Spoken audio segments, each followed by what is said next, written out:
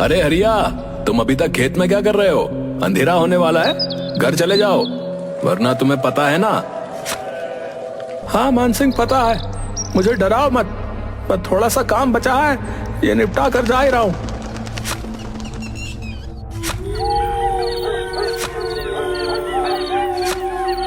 एजी, इतनी रात हो गई है और आप अभी तक यहीं हैं।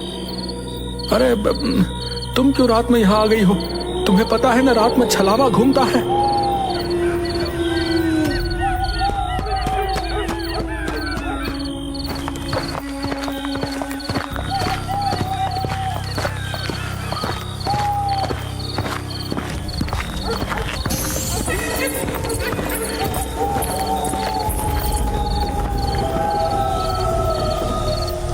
क्या हो गया?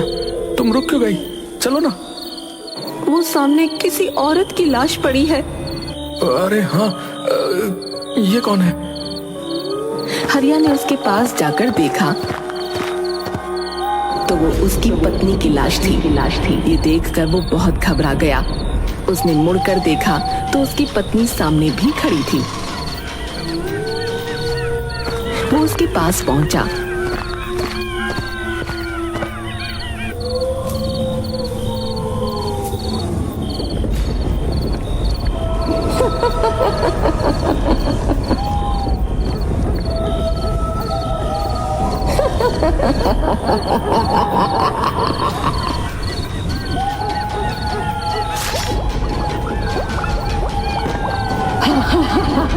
ताजा ताजा दिल, स्वादिष्ट।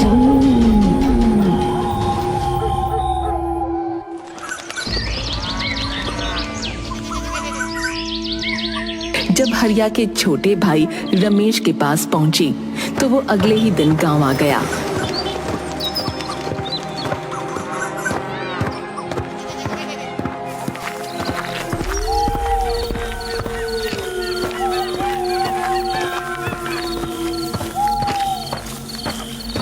कितने बरसों बाद आज गांव आना हुआ है। यहां से जाते समय सोचा भी नहीं था कि वापसी किसी की मौत पर होगी। हे भगवान, मुझे इस बुरे समय को झेलने की शक्ति दे। रमेश काफी सालों बाद गांव आया था। वो बदले हुए गांव को देखता हुआ अपने घर की तरफ बढ़ रहा था। उसके मन में गांव में आने की खुशी भी थी और अपने भैया भाभी को खोने का दुख भी था। तभी अचानक उसे हरिया ने आवाज दी। अरे रमेश, अरे तुम आ गए। अरे कैसे हो? भैया आप? पर आप तो नहीं, मैं ठीक हूँ, पर छलावा ने तुम्हारी भाभी को मार दिया। लेकिन मानसिंह ने तो फोन पर बताया था कि तभी दूसरी तरफ से किसी की आवाज आई। उसने उस तरफ देखा तो वहाँ मानसिंह खड़ा था। उसने फिर से मुड़कर हरिया की तरफ देखा तो वो गायब हो चुका था। तुम इतनी रात में क्यों आए हो? तुम्हें पता है ना इस गांव में छलावा का प्रकोप है। ये तो शुक्र मनाओ कि मैं समय पर आ गया, वरना आज तुम्हारे साथ भी वही होता जो तुम्हारी भाभी और भैया के साथ हुआ था। चलो यहां से। मुझे लगा सचमुच मेरे भैया जिंदा हैं। उनको सामने देखकर मैं छलावा के बारे में भूल ही गया था। नहीं, वो जा चुके हैं। चलो घर, चलो जल्दी।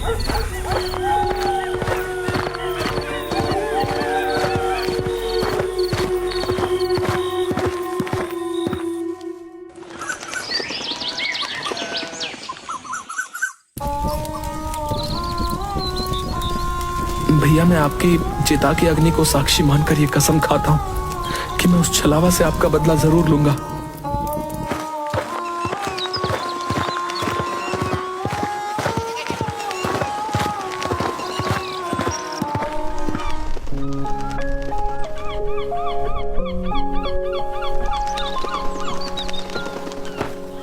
अंतिम संस्कार के बाद वो अपने बचपन के दोस्त गगन से मिलने निकल गया। पर जब वो उसके घर पहुंचा तो वहां ताला लगा हुआ था। वो उसके बारे में किसी से पूछने ही वाला था कि तभी वो आ गया। अरे रमेश, तू कब आया?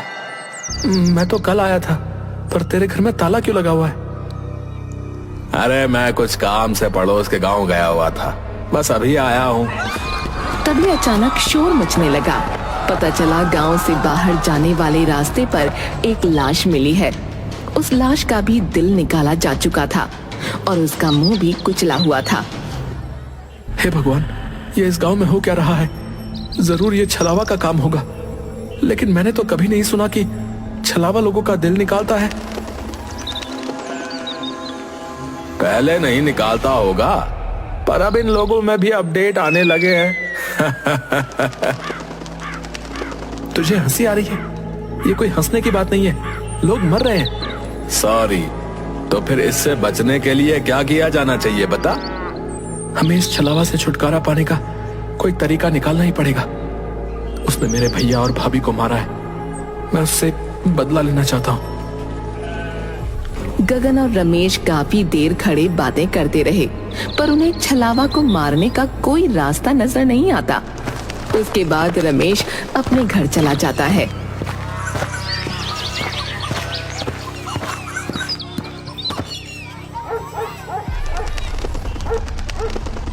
मैं छलावा से बदला तो लेकर रहूंगा, कुछ भी हो जाए। रमेश छलावा को मारने के तरीके सोच रहा था। किसी ने उसका दरवाजा जोरों से खटखटाया। वो झिझक गया। कौन है? कौन है? अरे मैं हूं मान सिंह, जल्दी से दरवाजा खोलो, छलावा ने किसी को मार दिया है। आता हूं। रमेश हड़बड़ाहट में उठा और उसने जाकर दरवाजा खोला। सामने मान सिंह की लाश पड़ी थी। उसके सीने से उसका दिल निकाला जा चुका था और जमीन खून से लाल हो चुकी थी। ओ माय गॉड, ये क्या हो गया? मान सिंह, तुम्हारे साथ ये किसने किया? नहीं।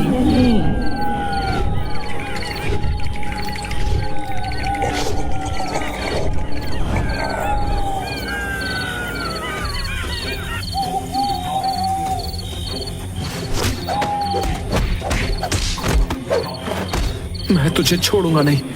पहले तूने मेरे भैया भाभी को मारा और अब मान सिंह को। उसका वो हमला बिल्कुल बेकार साबित हुआ, क्योंकि छलावा ने उसके दोनों हाथ पकड़कर नीचे कर दिए। रमेश को ऐसा लग रहा था मानो उसके अंदर बिल्कुल ताकत ही नहीं है। तभी छलावा मुस्कुराया और उसने अपना एक हाथ रमेश के सीने के अंदर डाल दिया। ये होते ही अचानक रमेश की आंख खुली और उसने देखा कि वो अपने बेड पर है। हे भगवान, ये सपना था? नहीं, मुझे यकीन नहीं हो रहा है। मुझे मान सिंह से मिलना पड़ेगा।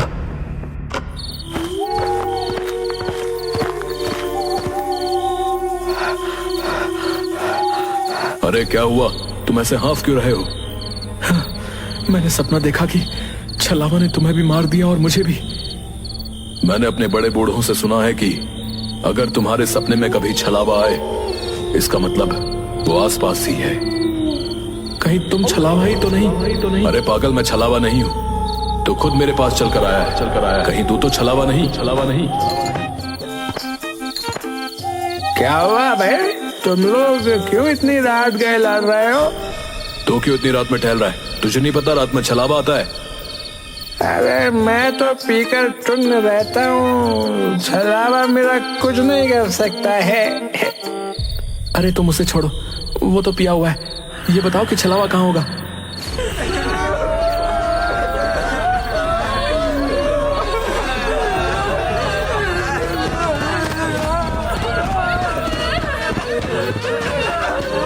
क्या हुआ सरपंच जी? अरे मेरे बेटे को छलावा ने मार डाला। हे भगवान, छलावा ने सरपंच जी के बेटे को मार डाला। सरपंच जी, अब तो आपको कुछ करना ही पड़ेगा। सरपंच जी के बेटे की मौत ने पूरे गांव को हिलाकर रख दिया था। रमेश, मान सिंह और गांव के कई लोग एक जगह इकट्ठा हुए और छलावा से छुटकारा पाने का प्लान बनाने लगे। इस छलावा को रोकना ही होगा, हमें कुछ करना पड़ेगा। लेकिन कैसे? वो तो रात में आता है और हमें अंधेरे में दिखाई भी नहीं देता। इस छलावा से छुटकारा पाने का एक ही तरीका है। अगर हम उसे दिन में पकड़ लें तो उसे मार सकते हैं, क्योंकि दिन में वो बहुत कमजोर होता है। पर वो दिन में भला कैसे मिलेगा? तो बस ये तरीका है कि हमें उसे रात में ही किसी तरह फंसाना होगा और फिर सुबह होते ही उसे मारना होगा। हमें ऐसा जाल बिछाना होगा जिससे वो निकल ना सके। गांव के लोगों ने मिलकर एक योजना बनाई।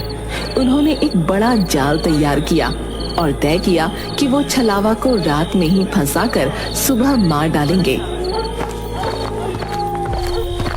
अरे गगन, तुझे पता है हम लोग छलावा को पकड़ने वाले हैं। दिन में तो वो कभी मिलेगा नहीं, इसलिए रात में ही पकड़ना है। मैं तुम्हारे साथ हूं, लेकिन ये बहुत खतरनाक काम है भैया। लेकिन करना तो पड़ेगा, वरना लोग ऐसे ही मरते रहेंगे। रात का अंधेरा चारों ओर फैल चुका था। गांव के कुछ बहादुर लोग छलावा को पकड़ने की योजना के तहत इकट्ठा हुए। कई लोग डर के मारे नहीं आए थे, जिनमें गगन भी शामिल था। गगन फोन क्यों नहीं उठा रहा? उसने वादा किया था कि वो भी आएगा। शायद वो डर गया होगा। हम यहाँ हैं, हमें ही ये काम करना होगा। तभी एक ठंडी हवा का झोंका आया और सबकी रूह कांप उठी। अचानक सामने छलावा प्रकट हुआ, लेकिन हरिया के रूप में। भैया, आप जिंदा हैं? आप यहाँ कैसे? रमेश, मुझे बचा लो, छलावा मुझे मार डालेगा। रमेश का दिल जोरों से धड़कने लगा। वो अपने भाई की तरफ बढ़ा। तभी हरिया अचानक जोर से हंसने लगा और उसका रूप बदलने लगा। पहले वो एक बूढ़ी औरत बना, फिर एक जवान आदमी और फिर एक बच्चे में बदल गया। अंत में वो अपने असली भयानक रूप में आ गया। तुम लोग मुझे पकड़ने की कोशिश कर रहे हो, तुम मुझे नहीं पकड़ सकते। तभी एक आदमी ने हिम्मत दिखाई और छलावा की तरफ भागा। मैं तुझे नहीं छोड़ूंगा, आज तुझे मार कर ही रहूंगा।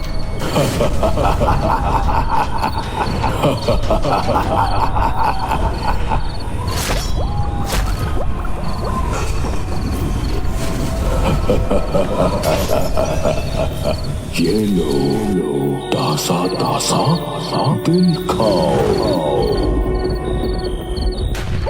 वहां मौजूद सभी लोग सन्न रह गए, जबकि छलावा वहां से गायब हो चुका था। ऐसा लग रहा था मानो वो उन लोगों को यही बताने आया था कि तुम लोग मेरा कुछ नहीं बिगाड़ सकते। छलावा को ये कैसे पता चला कि हम उसे पकड़ने वाले हैं? क्या वो अंतर्यामी भी है? नहीं, छलावा अंतर्यामी नहीं होता, कुछ गड़बड़ है।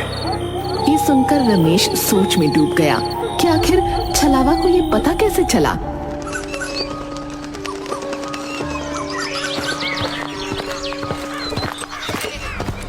गगन, तुम कल रात को क्यों नहीं आए? मैंने तुम्हें कई बार फोन किया। यार मेरी तबीयत ठीक नहीं थी, इसलिए नहीं आ सका यार, सॉरी यार। रमेश और गगन गांव की गलियों में टहलते हुए एक पुराने मंदिर के पास पहुंचे। चलो मंदिर के अंदर चलते हैं, थोड़ी शांति मिल जाएगी।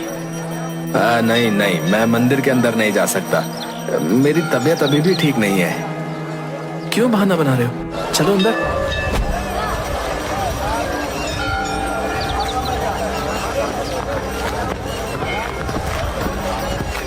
गगन, ये गलत बात है, मंदिर में तो जाना चाहिए। हाँ हाँ, अंदर चलो, तुम्हें अच्छा लगेगा। नहीं, मुझे छोड़ दो, मैं अंदर नहीं जा सकता। गगन बुरी तरह छटपटाने लगा, लेकिन रमेश, मानसिंह और सरपंच ने मिलकर उसे पकड़ा और मंदिर के अंदर खींच लिया। मंदिर के द्वार के अंदर जाते ही गगन जोर जोर से चीखने लगा। मुझे पता चल चुका है कि तुम ही छलावा हो। जिस लड़के का छलावा ने मुंह कुचल दिया था, उसकी पोस्टमार्टम रिपोर्ट आज सुबह आ गई और पता चला कि वो तो गगन था। यानी जो गगन मुझसे मिलता है वो छलावा है, जो दिन में गांव की खबरें लेने आता है और रात में शिकार करता है। भयानक बदलाव आ गया। उसकी आंखें लाल हो गईं और उसका चेहरा जैसे फटने को हो गया। वो खुद को छुड़ाने की कोशिश में बुरी तरह से चीख रहा था। नहीं, मुझे छोड़ दो। तूने मेरे भैया भाभी दोस्त सबको मार डाला। आज मेरा बदला पूरा होगा। रमेश और बाकी लोगों ने उसे मंदिर के पवित्र स्थान की तरफ खींचा और उस पर गंगा जल डाला।